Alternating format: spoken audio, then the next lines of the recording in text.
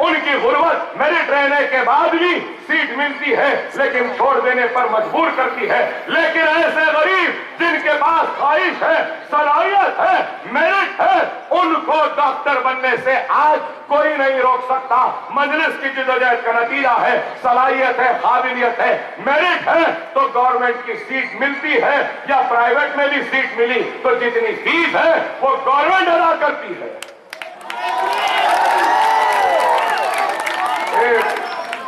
एक गरीब का बच्चा आज डॉक्टर बन सकता है। तालाब कट्टे के एक टेलर का बच्चा भी इंजीनियर बन सकता है। अरे ये किसकी जिद्दोजहद है? मजलिस की जिद्दोजहद है। कितना सालाना इस साल का सिर्फ स्कॉलरशिप का रिएंबर्समेंट का बजट 290 करोड़ है। कौन सी रियासत है जो बच्चों की फीस देती है doctor, engineer, MBA, MCA, architect, nursing, physiotherapy, pharmacy की? कोई भी रियासत में नहीं देते, सिर्फ आंध्र प्रदेश में। और ये किससे मिला, कैसे मिला? मजलिस की जिद्दोजहद से हासिल हुआ। क्या ये मजलिस का कारनामा नहीं? आज मजलिस इत्तेहाद और मुस्लिमीन जिंदगी के हर शोबे में काम कर रही है। ऐवान असेंबली में मजलिस के साथ एमएलए 294 पर भारी है। हम साथ खड़े हो जाएं तो पूरी असेंबली हमारा मुकाबला नहीं कर सकती। अरे ये ताकत क्या असेंबली में हम जाकर खामोश बैठते हैं? अरे कोई माए का लाल किसी में हिम्मत नहीं है। जब हम खड़े रहते हैं तो हमारी आवाज को रोके या हमको टोके, और अगर कोई रोकते हैं तो मजलिस के एमएलए उठकर ऐसा मुहावरा करते हैं कि लोग हैरत में, परेशानी के आलम में। मैं याद दिलाना चाहूं, महाराष्ट्र की असेंबली में समाजवादी पार्टी से एक एमएलए मुंतखब हुए जो हैदराबाद को भी आए थे। क्या नाम उनका? अबू आसिम आजमी। पहले दिन असेंबली को गए, शिवसेना वाले उनका गिरेबान पकड़ लिए, उनको तमाचा मारे। क्या कोई हमारा गिरेबान आंध्रा की असेंबली में, तेलंगाना की असेंबली में पकड़? फिर पूछते मजलिस क्या करी? अरे मजलिस जिंदगी के हर शोबे हयात में काम करी, आपके आबादियों के तहफ्फुज़ में मजलिस काम करी, आपके जान और माल की हिफाजत में मजलिस काम करी। अरे आज जो लोग इल्जाम लगाते हैं, मैं उनसे पूछना चाहता हूं, 15 बरस पहले, ज्यादा दूर नहीं, 15 बरस पहले जमीन की कीमत क्या थी जहां मैं यहां खड़ा हूं, और आज जमीन की कीमत क्या है? क्या ऐसे ही जमीन की कीमत बढ़ गई? डेवलपमेंट नहीं आया, कीमतें बढ़ गई, तरक्याती सरगर्मियां नहीं हुई और रेट बढ़ गया?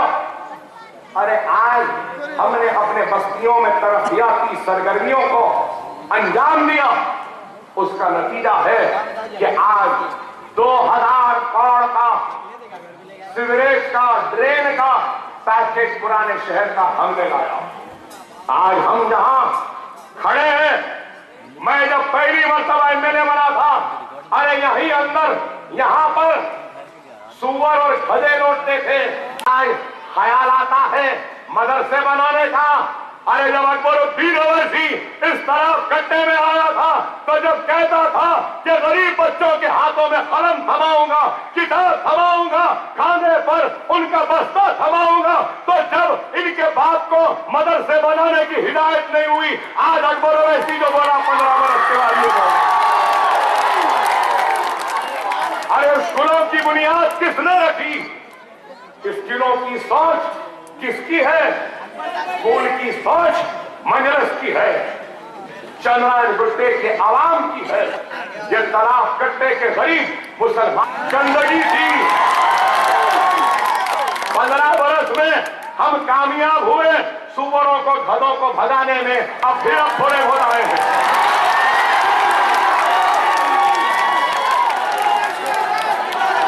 ठीक है, 2-4 दिन में उनको भी हटा देंगे हम। अरे काम हुआ है यहाँ पर, अरे तरक्याती सरगर्मियां हुई हैं। आज लोग इल्जाम लगाते हैं सर क्या हुआ क्या हुआ।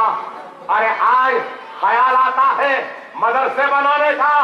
अरे जब अकबरुद्दीन ओवैसी इस तरफ कट्टे में आया था तो जब कहता था कि गरीब बच्चों के हाथों में कलम थमाऊंगा, किताब थमाऊंगा, खाने पर उनका बस्ता थमाऊंगा, तो जब इनके बाप को मदरसे बनाने की हिदायत नहीं हुई, आज अकबर ओवैसी जो बोला 15 बरस के बाद ये बोला। अरे स्कूलों की बुनियाद किसने रखी? स्कूलों की सोच किसकी है? स्कूल की सोच मजलिस की है, चंद्रायन गुट्टे के आवाम की है। ये तलाक कट्टे के गरीब मुसलमानों के खाक था जिसको हमने हकीकत में तब्दील किया। आज इल्जामात ऐसा कर देंगे वैसा कर देंगे, इतने स्कूल बना देंगे, 200 गज 100 गज पे बना देंगे, लोगों से ले लेंगे। अरे बाबा आज तक ये नहीं बोले कौन सा स्कूल बना, किंडरगार्टन बना रहे, केजी एलकेजी बना रहे, प्राइमरी स्कूल बना रहे, मिडिल स्कूल बना रहे या हाई स्कूल बना रहे? कुछ नहीं बोल दो, बोलने में क्या जाता है। अरे जीतने वाला समझदारी की बात करता है, हारने वाला तो कुछ भी बोलेगा। मैं सोने की रोड बना दूंगा, चांदी के बंगले बना दूंगा, हीरे की लाइट लगा दूंगा, मोतियों के लड़ दे दूंगा, लैपटॉप दे दूंगा, आपकी गुर्बत खत्म कर दूंगा, आपके बस्तियों में उजाले ला दूंगा। अरे ऐसा ही है कि जैसा बादशाह के दरबार में एक गवैया आया, गाने लगा, बहुत अच्छा गाया, बादशाह खुश होके बोला कि ठीक है इसको जमीन दे दो, और अच्छा गाया, बोले मोती दे दो, और अच्छा गाया, हीरे दे दो, और गाया तो बोले ये दे दो वो दे दो। जबरदस्त गा के सलाम करके बादशाह के दरबार से गवैया चला गया। 1 दिन गया, 2 दिन गया, 4 दिन गए, 10 दिन गए, न जमीन मिली, न हीरे मिले, न मोती। तो गवैया बादशाह से पूछा, सरकार मैं गाना गाया 10 दिन हो गए, आप बोले जमीन देंगे, हीरे देंगे, मोती देंगे। तो बादशाह बोलता है ये लेने देने की बात काफी आई, तुमने मेरे कान को खुश किया, मैंने तुम्हारे कान को खुश किया, वैसी हो गया है। अरे भाई जीतने वाला समझदारी की बात करता है, हारने वाले को तो मालूम है हारता हूं, हार रहा हूं, हारूंगा। जब हार रहा है तो देना है ना लेना है, तो कुछ भी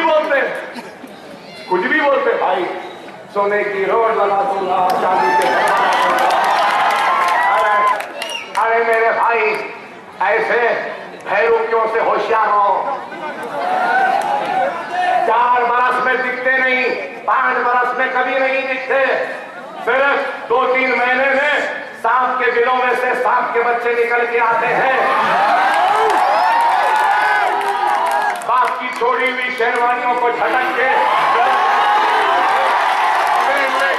टोपियां डाल के निकल गए मिल्लत में सबों में इंतशार को पैदा करने के लिए। अरे बनाना था, एक मौका दे दो, एक मौका दे दो, हम ऐसा कर देंगे, हम ऐसा कर देंगे। अरे मेरे भाई मजलिस काम करती है, और आज ये लोग क्यों आए हैं आपके दरमियान में? ये अपने लिए नहीं आए हैं, ये अपनी जात के लिए नहीं आए हैं, ये जीतते हैं बल्कि इनको मालूम ये नहीं जीत सकते, ये हारने वाले हैं, इनको मालूम ये रुसवा होने वाले हैं, इनको को मालूम, अरे 15 बरस 20 बरस से हर इलेक्शन में जलील होते रहे हैं, तो आज कैसे इनको इज्जत मिलेगी, कैसा मुकाम मिलेगा, ये जानते हैं। लेकिन ये आए हैं तो सिर्फ और सिर्फ मजलिस के बढ़ते हुए कदमों को रोकने आए, और वो कदम आप बताओ, अगर बीजेपी आई और बीजेपी का नरेंद्र मोदी आया, पहले तो आने तक का हिम्मत नहीं होती, नरेंद्र मोदी आ जाए तो क्या आप उसको वोट देंगे?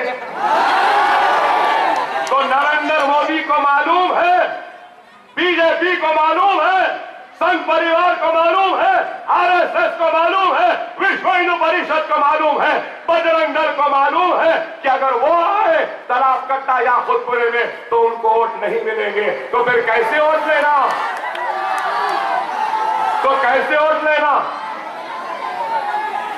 तो मीर सादिक, मीर जाफर मुनाफिकों को, गद्दारों को भेज दिया, शेरवानियां टोपियां पहनाकर आपके वोटों को लेकर नरेंद्र मोदी के कदमों में डालने के लिए। ये लोग एमबीपी कहते हैं, मजलिस को क्या बचा रहे? नहीं मेरे भाई, ये मजलिस को नहीं बचा रहे, मजलिस तो आगे बढ़ रही है। ये मोदी बनाओ तहरीक है, इसका नाम है एमबीपी। मोदी को बनाना इनका मकसद है। मोदी के ये लोग गुलाम हैं, मोदी के पैसों पर जिंदगी गुजारने वाले ये मुनाफिकीन हैं जो आपके दरमियान में आए हैं, आपके इंतशार के जरिए, आपके वोटों के जरिए वो लाल दरवाजा और उस तरफ के अतराफ अकनाफ के लोगों को ताकत और कुव्वत दे देती है। अरे आज मजलिस क्या काम नहीं करी बताइए? जिंदगी के कौन से शोबे में काम नहीं? बाबरी मस्जिद के मुकदमे के लिए रावे हसन नदवी साहब हैदराबाद को आए तो मजलिस ने 56 लाख रुपया दिया बाबरी मस्जिद के मुकदमे को सुप्रीम कोर्ट में लड़ने के लिए। हनुमान जयंती, रामनवमी के नाम पे फिसाद हुए तो कहीं दिखे ये लोग? कहीं नजर आए? यहां पर भी फतरे आते थे मेरे स्कूल के पास, उधर भी नशेमन नगर में दिखाई दिए, नजर आए? जब कर्फ्यू था, बच्चे दवाओं के लिए तड़प रहे थे, दूध के लिए बिलक रहे थे, भूख से तड़प रहे थे, तो ऐसे वक्त दिखे? क्या आए? नहीं आए। उस वक्त भी हम आए, हम मदद करें, और उस मदद के बाद फिर वो मजलिस ही थी जिसने 50 लाख से ज्यादा जमानतें अपने बच्चों को देकर छुड़वाए। क्या हम नहीं छुड़वाए? क्या ये लोग छुड़वाए? चलो संगारेड्डी में फिसाद हुआ, वहां दिखे? अदोनी में फिसाद हुआ, वहां दिखे? करनूल में तूफान आया, वहां दिखे? आसाम में परेशानियां आई, 1.5 लाख से ज्यादा मुसलमान रिलीफ कैंप में थे, वहां दिखे? गुजरात के फिसादात हुए, वहां दिखे? बंबई में गड़बड़ हुई, वहां दिखे? इशरत जहां का फेक एनकाउंटर हुआ, उसमें दिखे? एहसान जाफरी की बेवा जिद्दोजहद कर रही है, कानूनी लड़ाई लड़ रही है, क्या उसके साथ है? तो फिर कहां है?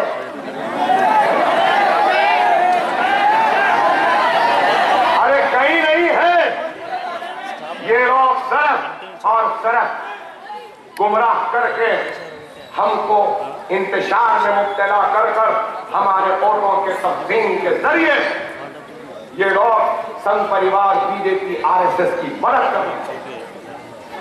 और अगर मेरे अल्फाज में सच्चाई नहीं होती तो अल्लाह अपने रहमत के बादलों को नहीं बरसाता।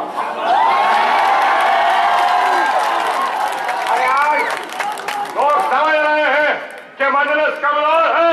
अरे देखो, अल्लाह बता रहा है अपने रहमत को बरसा के कि मैं मंजलिस से राजी हूं।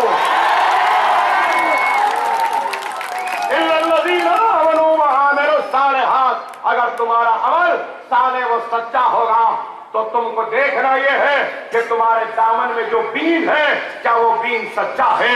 तुमको देखना यह है कि जिस सच्चे बीज को जिस जमीन में तुम बोने वाले हो क्या वो जमीन साले है। अगर बीज सच्ची है, जमीन साले है, तो अल्लाह खुद अपने रहमत के बादलों को बरसाएगा और सच्ची बीज साले जमीन के सीने को चाक करती हुई कामयाबी के झंडों को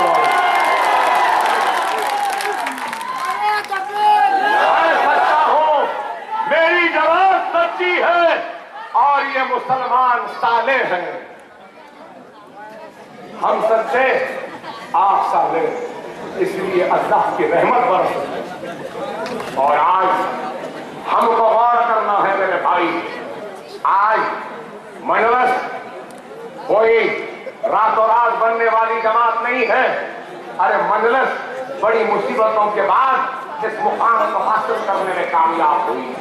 मंजलिस अपने 56 बरस की तारीख में बड़े नशे व फराज को देखा है।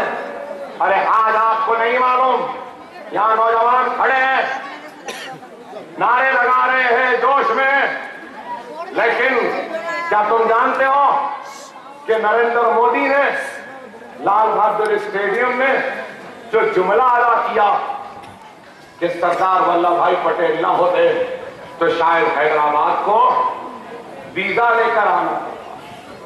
इसका क्या मतलब था आपको मालूम? क्यों बोला आपको मालूम? किस वजह से बोला आपको मालूम? अरे नहीं मालूम तो मालूम रखो, मालूमात रखो और सुनो मेरी इस बात को। जब हमारी हुकूमतें खत्म हो चुकी थी, हमारा ताज जा चुका था, हमारा तख्त अजायब घर की जीरत बन चुका था, हमारे लहलाती हुई खेतियां उजड़ चुकी थी, हमारी इस्मतें लुट रही थी, हमारी आबादियां लुट रही थी, हमारे जागीरे लुट रहे थे, हमारा मनसब लुट रहा था, हमारे पास खौफ और मायूसी के अलावा कुछ भी नहीं था। मेरी मुराद आसिफ जारी हुकूमत और निजाम के हुकूमत के खात्मा और पुलिस एक्शन से है। जिस वक्त एक नहीं 1.5 लाख मुसलमानों का कत्ले आम हुआ था और कुओं में पानी की जगह हमारी तैरती हुई लाशें थी और हमारे मां और बहनों की छातियों को काटा जा रहा था, मुसलमानों की दाढ़ियों को पकड़कर मजाक किया जा रहा था, बेगम बाजार के पास मुसलमान की टोपी को उछाला जाता था। ऐसे वक्त की बात मंजलिस हमारे मताए अजीज, अरे वो मंजलिस तो खत्म हो चुकी थी, वो मंजलिस पर पाबंदी आयद हो चुकी थी, वो मंजलिस जिसके गुजरा होते वो खत्म हो चुकी, वो मंजलिस जिसके पूरे सरजमीन दखन में दारुस्सलाम हुआ करते थे वो मंजलिस खत्म हो चुकी। मंजलिस के नाम लेने वाले या तो पाकिस्तान चले गए थे या फिर अपने घरों में छुपकर डर कर बैठ गए। पुलिस सेक्शन जब हुआ, दफ्तर मंजलिस का ले लिए, जेल में डाल दिए। जो मंजलिस के लोग बचे थे माफीनामा लिखकर जेल से छूट गए, तो उस वक्त के जो सदर थे उनको 48 घंटे में हिंदुस्तान छोड़ के जाने के लिए कहा गया। हिंदुस्तान की फौज ने आकर निजाम के हुकूमत का खात्मा किया और हिंदुस्तान में दखन और हैदराबाद को मिलाया। उस वक्त हिंदुस्तानी फौज, हिंदू महासभा और कम्युनिस्ट, ये तीन लोगों ने मिलकर हमारा कत्लेआम किया। ऐसी तबाही। अरे मेरी बात गलत है तो फिर मौलाना अबुल कलाम आजाद ने क्या कहा? सुनो नौजवानों, तुम्हारी तारीफ को सुनो।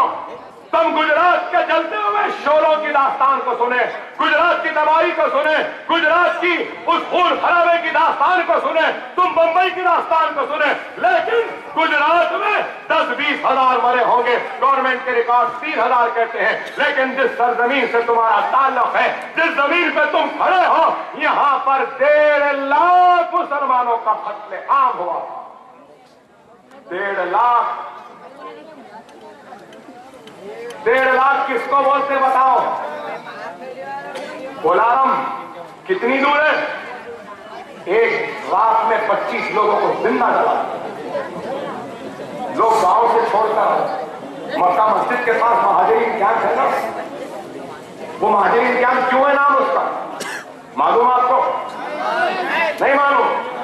अरे पुलिस सेक्शन के तबाह हो बर्बाद होने वाले लुटने कटने वालों को रहने के लिए उस मुकाम को दिया गया था, इसलिए उसको महाजरीन कैंप कहा जाता है। ऐसी तबाही मजलिस क्या करी बोलते हैं।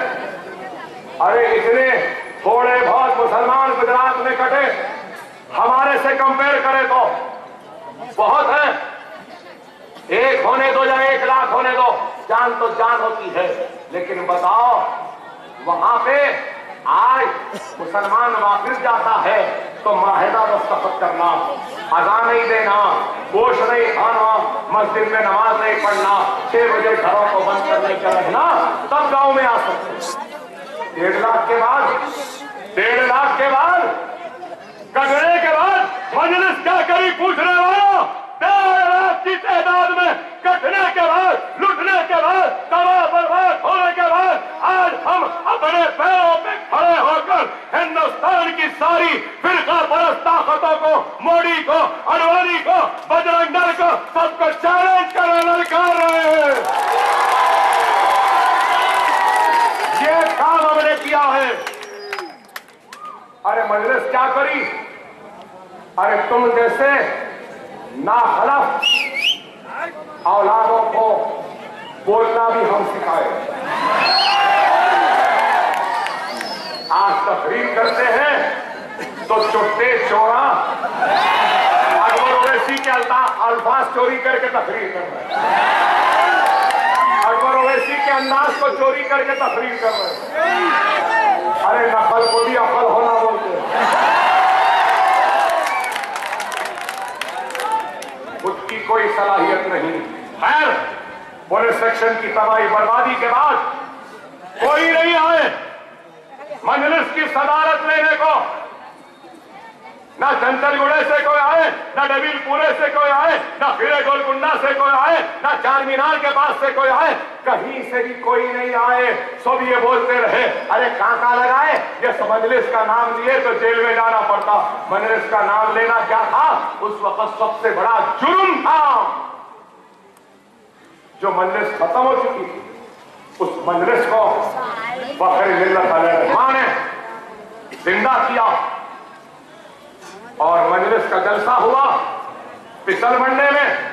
जलसा खत्म हुआ, फखर मिल्लत को गिरफ्तार कर लिए, जेल में डाल दिया, चंचलगुड़े की जेल में।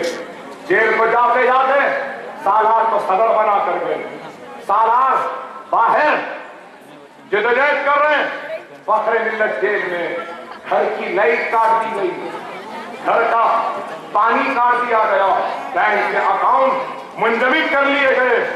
ऐसे उस दौर में मजलिस को जिंदा किया, पैदा किया और दारुस्सलाम का मुकदमा लड़े, दारुस्सलाम को हासिल करे। अरे आप बताओ कि दारुस्सलाम कहां से आ सकता है? अरे हमने मेहनत की, कोशिश की, मुकदमे लड़े और मुकदमे लड़ने के बाद दारुस्सलाम हासिल हुआ। आज दारुस्सलाम इत्तेहाद का मरकज बना है।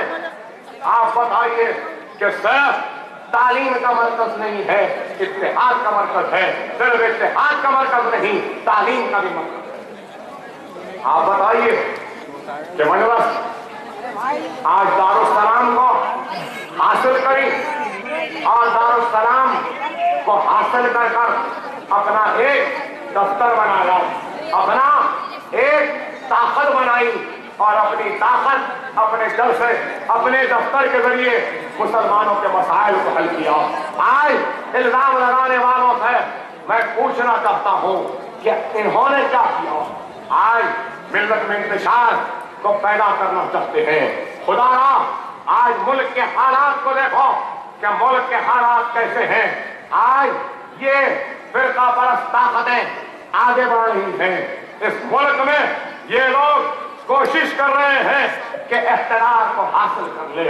अरे आप गौर करो, मैं आपकी सोच और फिक्र पर को दावत देता हूं सोचने के लिए, और ये पूछना चाहता हूं कि आज ये लोग हमको तबाह करते हुए, बर्बाद करते हुए, मसाजिदों को शहीद करते हुए, सेक्युलरिज्म के ढांचे को गिराते हुए, मजहब के नाम पे लोगों को बांटते हुए, गुजरात के नाम पे फिसादात करवाते हुए, ये लोग जोड़ने के काम से ज्यादा तोड़ने का काम करते करते इख्तियार की तरफ बढ़ रहे हैं।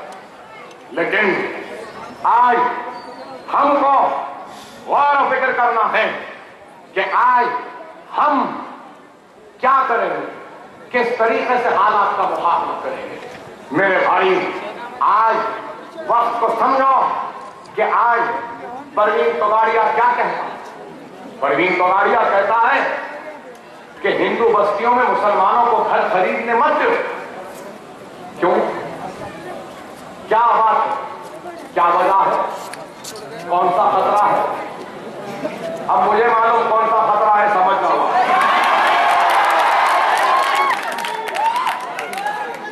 क्या खतरा? ये लोग आज हिंदुस्तान की एक और तकसीम करवाना चाहते हैं। क्या आज तक परवीन तोगाड़िया को पकड़ा गया? नहीं। गिरिराज सिंह क्या कहता है? वो गिरिराज सिंह कहता है, क्या कहता है गिरिराज सिंह? मोदी का कोई मुखालिफत करेगा तो उसको पाकिस्तान जाना पड़ेगा। और फिर शिवसेना का लीडर एक कहता है कि आजाद मैदान में जो हुआ उसका इंतकाम मोदी लेंगे। तो फिर एक बात करता है कि इंतकाम लेंगे अमित शाह। अरे आप बताओ, अभी इख्तियार नहीं मिला तो इनकी क्या रविश है? इख्तियार नहीं मिला तो इनकी ये रविश है। अरे आज ये मुल्क नाजुक दौर से गुजर रहा है। आपका वोट आपकी हिफाजत का जामिन बनेगा, आपकी आबादियों का तहफ़्फ़ुज़ का जामिन बनेगा, आपके इस्मत और आबरू के तहफ़्फ़ुज़ की जमानत देगा।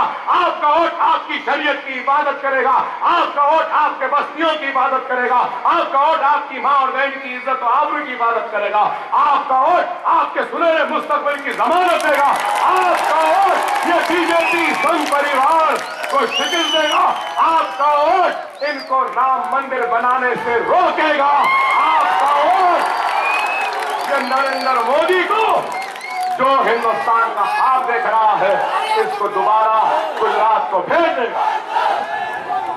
आप समझो इस बात को। आज मुल्क नाजुक दौर से गुजर रहा है। खुदारा समझो मेरी बात को। आज पहले से ज्यादा मुत्तहिद होना है। ये लोगों की आदत रही, जब भी मजलिस आगे बढ़ती है तो ये लोग हमारे कदमों को पीछे लाना चाहते हैं ताकि हम घर की हिफाजत करें। आप बताओ मेरे भाई, ये तो मेरा ही हल्का था पहले, अभी भी है और मरते दम तक रहेगा। ये तालाब कट्टा, ये भवानी नगर, ये हिस्सा अकबर-उद्दीन ओवैसी की नाक है, अकबर ओवैसी की आन है, अकबर ओवैसी की शान है।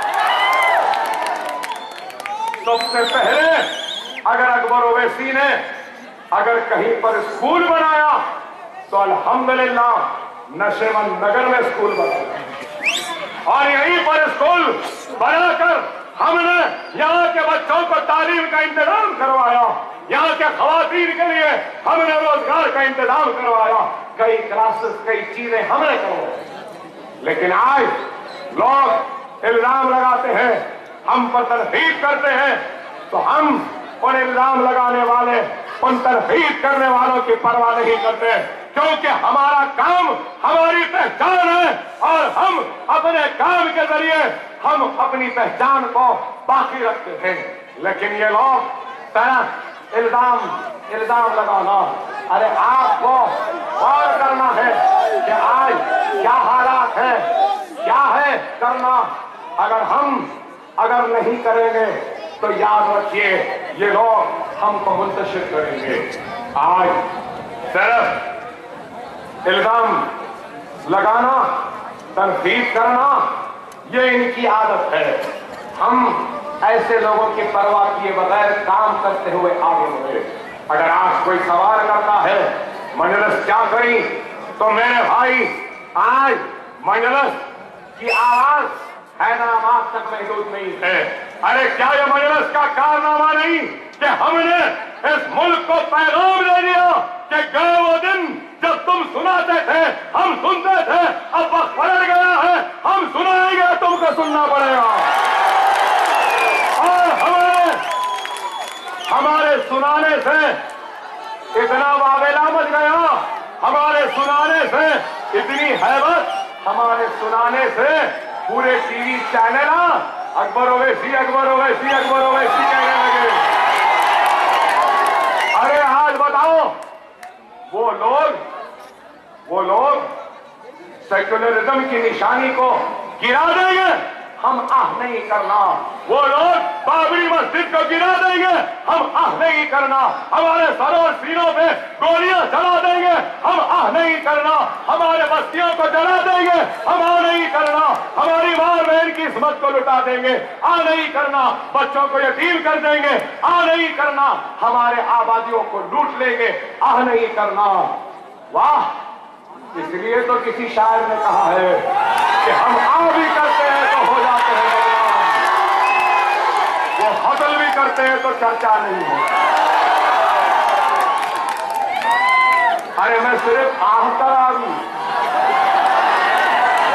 बीजेपी, संघ परिवार, आरएसएस, मोदी, अडवाणी, उमा भारती, तोगाड़िया, अभी तो एक छोटा सा सैंपल हुआ बाबा।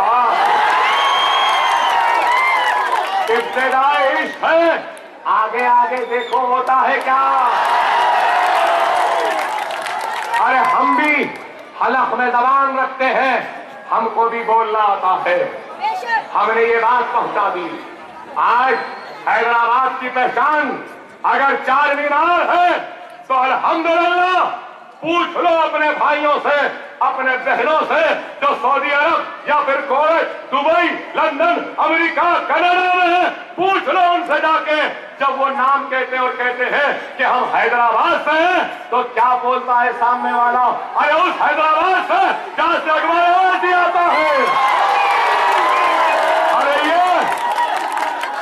ये हमारी पहचान है, ये हमारी पहचान है। आज ये लोग सिर्फ हमको मुंतशिर कर कर ये समझ रहे हैं कि हम कमजोर पड़ जाएंगे। अरे लोग क्या क्या नहीं बोले। अकबरुद्दीन ओवैसी पर हमला हुआ, मेरा जिस्म छन्नी हो गया गोलियों से, चाकुआ मारे गए, गिर गया। अरे कैसी दरिंदगी थी, क्या आपको याद है? अरे मैं जा रहा था, गोलियां मारे, ये हाथ से दिफा करा तो 40 मरतबा कत्ते से और 70 से, और जो गोश्त काटते हैं वो चाकू से मारते गए 40-45 मरतबा दिफा करता रहा। तो करीब से गोली मारे, एक गोली लगी, फिर और एक गोली मारे, दूसरी गोली लगी, फिर तीसरी गोली लगी। इस सीट से इस सीट पर आया और इस सीट से नीचे गिर गया। नीचे गिरने के बाद चाकुओं से मारते गए, एक इधर से मार रहा है, एक इधर से मार रहा है, एक उधर से मार रहा है। 5-5, 8-8 लोगों ने मिलकर चाकुओं से हमला किया। हमला होते होते नीचे गिर गया। जब नीचे गिर गया तो मेरे ऊपर बैठकर ऐसे मारते गए। अकबर ओवैसी अल्लाह अल्लाह अल्लाह कहता रहा, या रसूल अल्लाह कहता रहा। अरे मारने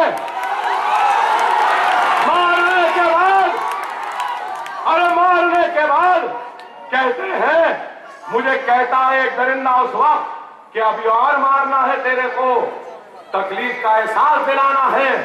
और जब पूरा दम निकल जाएगा तो तेरी गर्दन को काट के तेरे बालों को पकड़ के मैं ऐसा बाजार में लेके घूमूंगा।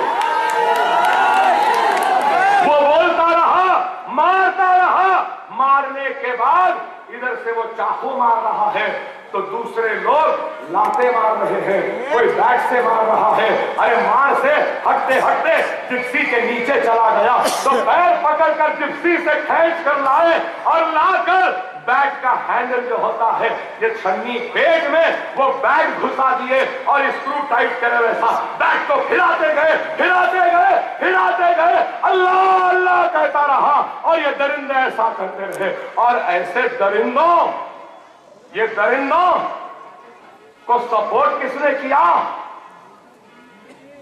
क्या यही याकूतपुरे का उम्मीदवार क्या मेरे खातिरों के साथ नहीं खड़ा था? क्या चंद्रायन गुट्टे का उम्मीदवार क्या मेरे खातिरों के साथ नहीं खड़ा था? क्या ये खातिरों का ताल्लुक मंजिल बचाओ तहरीक से नहीं? मेरा खिलाफ मुकदमा का वकील कौन है? इनका भाई है। अरे कितनी तकलीफ, 1.5 साल बिस्तर पे रहा।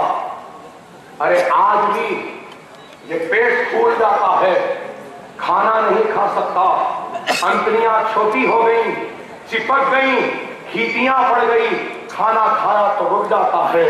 ये गुर्दे खराब है, फसली टूटकर यहां दबा रही है, ये हाथ सिर्फ ऐसे है, खुल नहीं सकता और यहां गोली अभी है। अरे बताओ, मैं पूछना चाहता हूं यहां ठहरे लोगों से, मैं पूछना चाहता हूं आपसे, क्या अकबर ओवैसी आपका भाई नहीं? क्या अकबर ओवैसी आपका बेटा नहीं? मेरी खवातीन से पूछूंगा, क्या मैं आपका बेटा नहीं?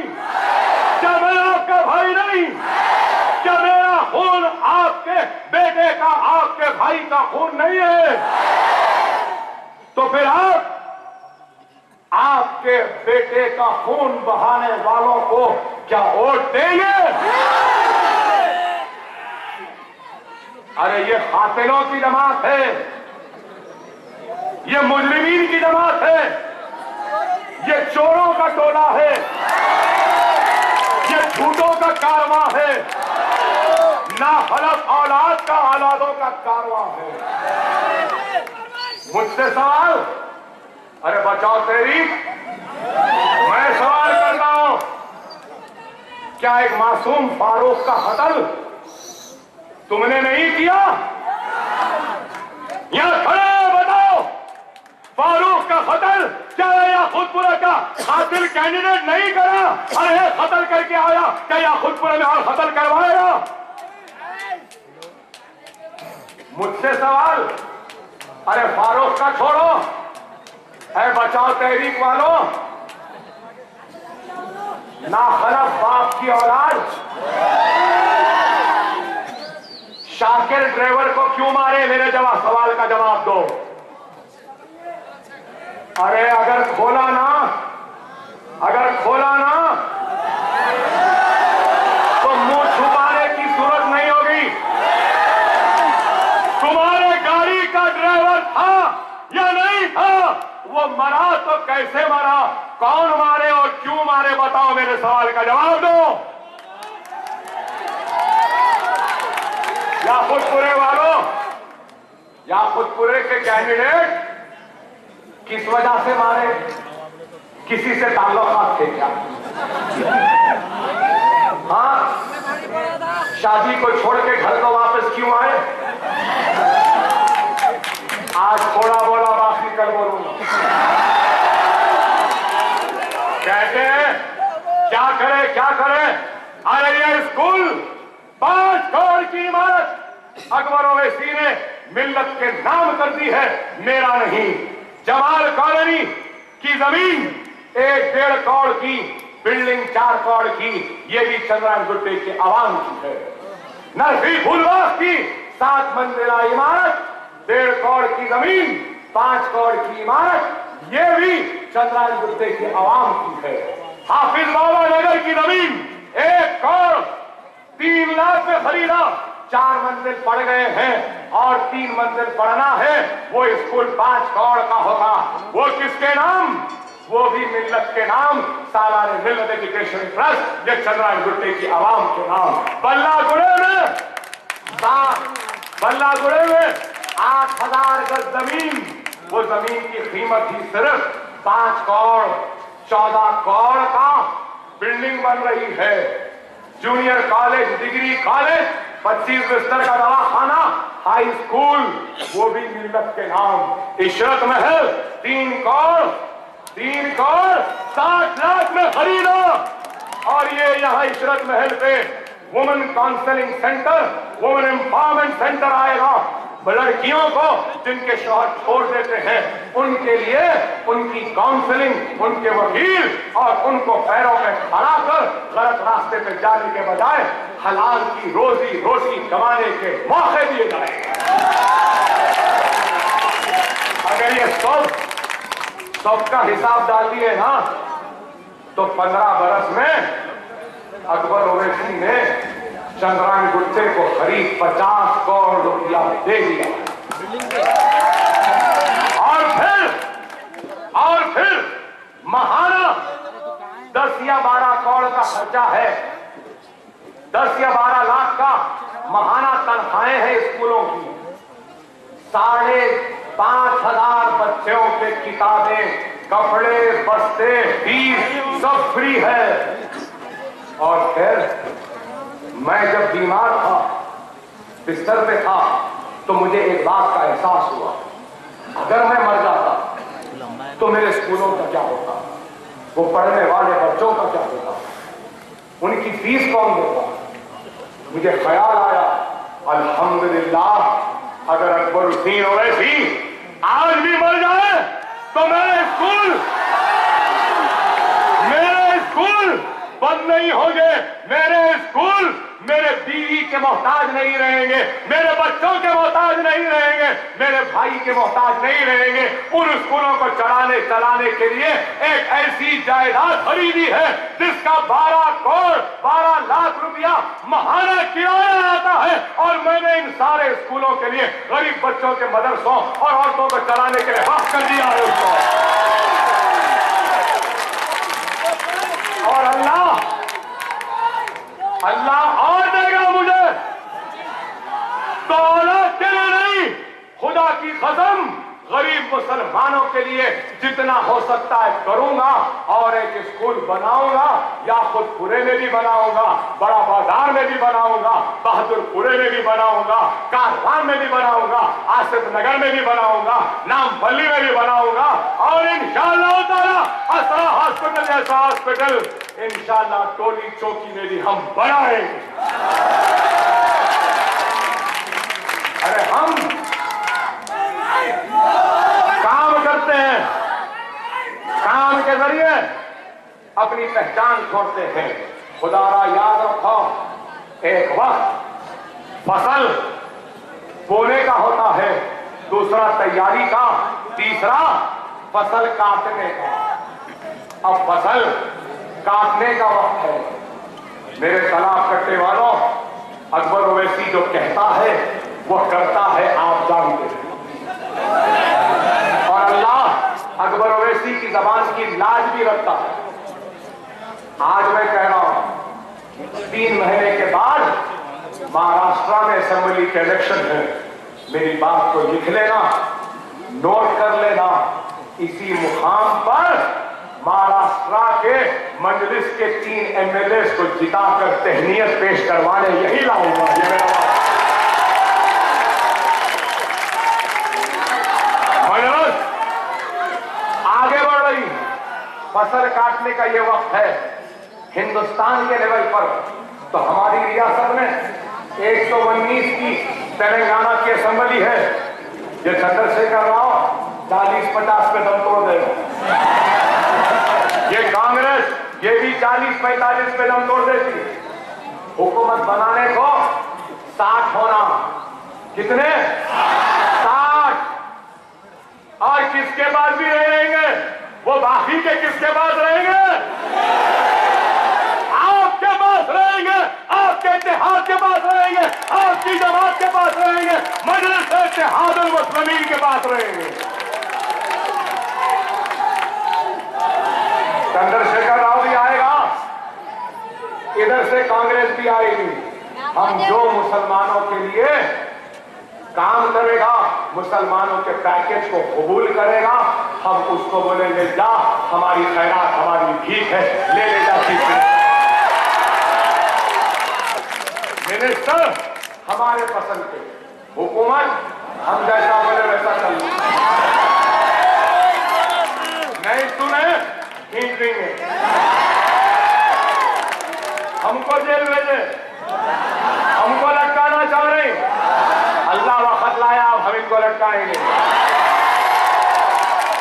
समझो मेरी इस बात को, जमाती जिंदगी में जमात की अहमियत होती है, शख्सियत की नहीं होती। कल के दिन अकबरुद्दीन ओवैसी नहीं मर जाए, जमीन की गिला बन जाए तो खुदा की कसम अल्लाह का काम अकबर ओवैसी का मोहताज नहीं है। और अगर 30 तारीख को अकबरुद्दीन ओवैसी की लाश को भी देखेंगे तो ठोकर मारो, मेरी लाश पे खड़े हो जाओ, मजलिस के परचम को झुकने न दो। तुम्हें मेरा वास्ता, मेरी मोहब्बत का वास्ता। पहले मजलिस को जिताओ, उसके बाद मेरे जनाजे को खाने देना आगा। जमात की अहमियत है, जमात है तो सब कुछ है, जमात कायम तो सब कुछ कायम। मुझे उम्मीद है कि यहाँ का एक एक वोट मजलिस के हक में आएगा, मजलिस जीतेगा। और मैं सिर्फ जबानी जमाखर्च नहीं कर रहा हूं भाई, ये लोगों की पुरानी आदत है। इलेक्शन से पहले बोलते जीत गए, इलेक्शन के बाद पूरे हल्के में फूला पहन लेते फिरते, एमएलए बन गए बोलते, नतीजा आया क्या आता मालूम है। अभी भी बोल रहा हूं, याकूतपुरा तो जीत चुके हैं। इंटेलिजेंस की रिपोर्ट, पुलिस की रिपोर्ट सोए, याकूतपुरा, चंद्रायन गुट्टा, नामपल्ली, बहादुरपुरा, मलकपेट, इन सब 7 हलकों के बावजूद जुबली हिल, राजेंद्र नगर, निजामाबाद भी जीत कर आएंगे। नरेंद्र मोदी गुजरात में भी काइट फेस्टिवल मनाता है, कैसे कैसे की पतंग आते हैं, वो सलमान खान भी गया था वही पतंग के उसमें। इंशाअल्लाह 30 तारीख को हम काइट फेस्टिवल ऐसा मनाएंगे कि नरेंद्र मोदी गुजरात के काइट फेस्टिवल मनाना भूल जाएगा। यहाँ से पतंग वहां खींचेगी, बोलाएगा पतंग पतंग रहेगी। मजलिस इत्तेहादुल मुस्लिमीन, मजलिस इत्तेहादुल मुस्लिमीन, मजलिस इत्तेहादुल मुस्लिमीन। इंशाअल्लाह मजलिस कामयाब होगी। 10 बजने अभी 1 मिनट बाकी है, 1 मिनट पहले मैंने तकरीर की। खुदा हाफिज़।